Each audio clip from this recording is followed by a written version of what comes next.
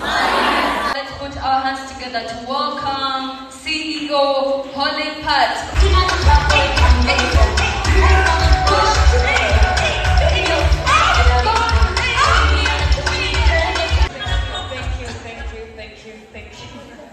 Hi guys.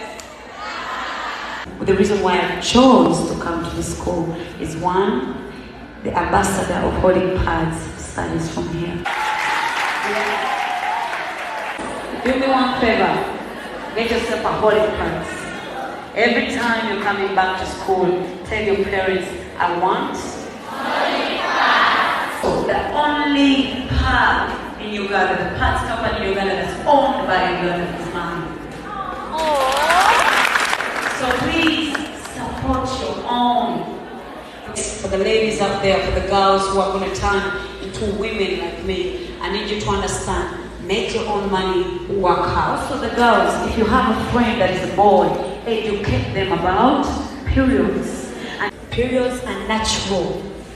When a woman does not go in their periods, they are not normal. Again, the only way you can ask for a right now is if you buy Holicpads. Because this is my baby. I did it because I love you guys. I did it because I love to empower our child. Holicpads!